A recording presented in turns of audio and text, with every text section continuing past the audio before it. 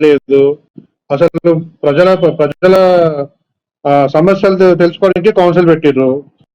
వీళ్ళు కౌన్సిల్ అసలు కౌన్సిల్ లో జరగనిస్తున్నారండి అసలు.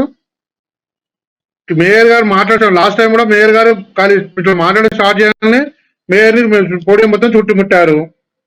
ఇక వీళ్ళు అసలు కౌన్సిల్ ఎక్కడ చేయనిస్తున్నారండి. ప్రజల సమస్యలు తెలుసు అసలు జరగడమే లేదు అక్కడ.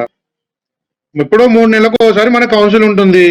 మనం ప్రజల సమస్యలు తెచ్చుకోవడానికి అక్కడ చెప్పడానికి అక్కడికి వెళ్తాము.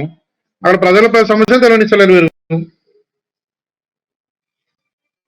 సమస్యలు తెలుసుకోవడానికే వీళ్ళు కౌన్సిల్ సమావేశం పెట్టినప్పుడు ప్రజా సమస్యలపైన పోరాడేందుకు కాంగ్రెస్ బీజేపీ ప్రయత్నాలు కొనసాగిస్తోంది. జీహెచ్ఎంసీ పరిధిలో అనేక సమస్యలు ఉన్నాయి. వీటన్నిటిని కూడా రెక్టిఫై చేయాలి. వీటన్నిటిని గుర్తించే విధంగానే బీజేపీ ఈ విధమైనటువంటి ఇటు వాటర్ బోర్డ్స్కి సంబంధించి కావచ్చు, అదేవిధంగా అక్కడ మస్కిటోస్ ప్రాబ్లమ్స్ కావచ్చు, నాలాల ప్రాబ్లమ్స్ ఇవన్నీ ఉన్నాయి. వీళ్ళన్నింటినీ కూడా మేము శాంతియుతంగా కూడా నిరసన వ్యక్తం చేస్తే ఎందుకు బైకాట్ చేశారు, ఎందుకు కేవలం 20 నిమిషాల్లోనే మేయర్ క్లోజ్ చేసింది అని చెప్పేసి వాళ్ళు చెప్తా ఉన్నారు.